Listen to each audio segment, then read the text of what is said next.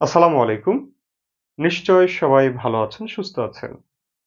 বাংলা ব্যাকরণের ক্লাসে সবাইকে স্বাগত জানাচ্ছি। এই ভিডিওতে আমরা যে বিষয়টি নিয়ে আলোচনা করব সেটি বোর্ডে নিশ্চয়ই দেখতে পাচ্ছেন। এখানে লেখা আছে ভুল বানান কোনটি। আমরা আরো একটি বানান শুদ্ধি দেখছি। তো এখানে অথবা দিয়ে দেওয়া আছে।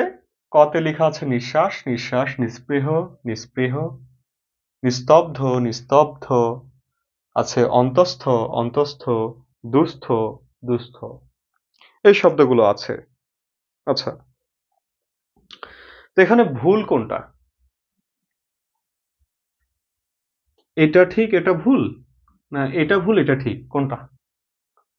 এখানে আসলে আমি যে কটা শব্দ লিখেছি এই শব্দগুলোতে আসলে কোনো ভুলই নেই, সবগুলোই ঠিক। এটাও ঠিক এটাও ঠিক, এটাও ঠিক এটাও ঠিক, এটাও ঠিক,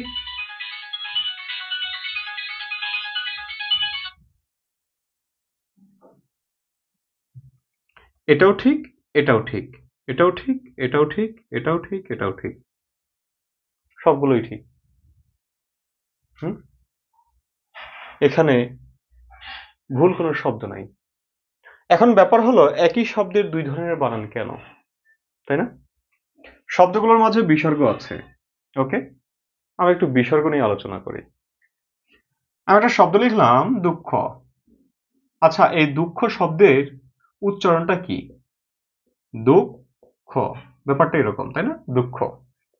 আচ্ছা, আমি যদি এই বিসর্গটাকে বাদ দেই তাহলে উচ্চারণটা কেমন হবে? উচ্চারণটা হবে এইরকম, দুঃখ। পুরো প্যাটার্নই চেঞ্জ হয়ে যাচ্ছে। দুঃখ, বিসর্গ তুলে দিচ্ছি দুঃখ, সরি, বিসর্গ থাকছে দুঃখ, বিসর্গ তুলে দিচ্ছি দুঃখ।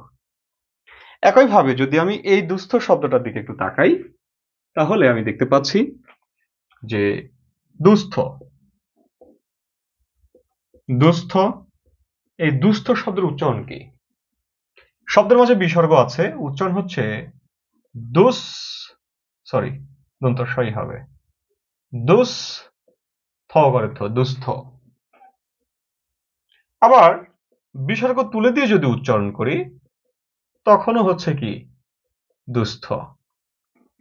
অর্থাৎ বিসর্গ থাকা না থাকায় কোনো প্রভাবই পড়ছে না। এই শব্দের মাঝখানে বিসর্গ থাকলে যে উচ্চারণ, না থাকলেও একই উচ্চারণ, তাই না? আর এই শব্দে বিসর্গ তুলে দিচ্ছি, উচ্চারণ পুরোটাই চেঞ্জ হয়ে যাচ্ছে। অর্থাৎ এই জায়গাতে বিসর্গ একটি প্রভাব রেখেছে, এই জায়গাতে প্রভাব রাখেনি।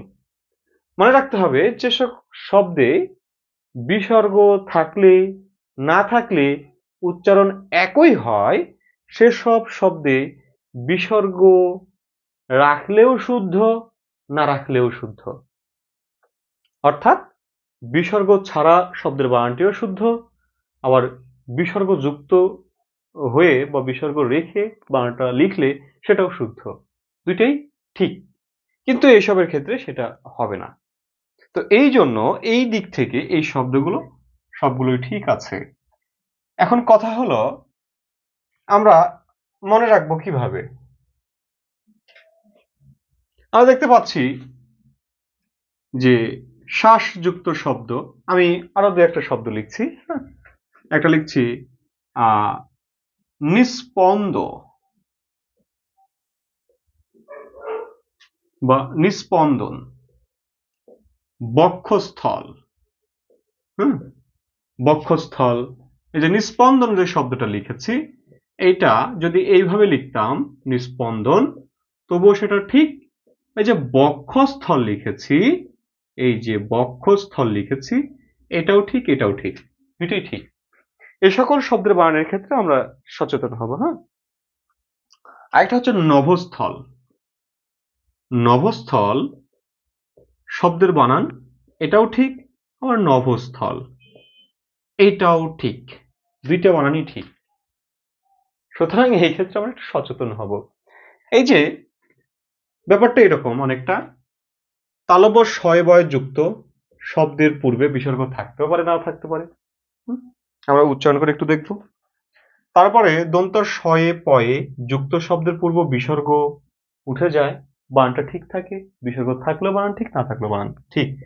দন্ত শয়ে পয়ে রেকার স্পেহ এটার ক্ষেত্রে, স্থল এটার ক্ষেত্রে, দন্ত শয়ে থয়ে এটার ক্ষেত্রে, এই যে এই টাইপ যে শব্দগুলো আছে এই শব্দগুলোর পূর্বে বিসর্গ থাকে, না থাকে, বানান সেম থাকে। এখন যদি আবার চলে যায় এইরকম যে বিশ্বাস, এটাতেও তো আছে, কিন্তু না, এটাতে বিসর্গ নাই। এটাতে বিসর্গ নাই। তো সুতরাং এই ক্ষেত্রে আমরা একটু সচেতন হব। হ্যাঁ, বিশেষ করে এই কয়েকটা শব্দেই এই সমস্যাটা দেখা যায়। তো আমরা এদিকে যদি একটু সচেতন হই তাহলে এই শব্দের বানানগুলোতে আমাদের কোনো ভুল হবার চান্স নেই। তো আশা করছি এখান থেকে অনেক কিছু শেখার আছে, জানার আছে, বোঝার আছে। তো আশা করছি আপনারা সবাই উপকৃত হয়েছেন। আজকে পর্যন্ত সবাই ভালো থাকুন, সুস্থ থাকুন। আল্লাহ হাফেজ। আসসালামু আলাইকুম ওয়া রাহমাতুল্লাহ।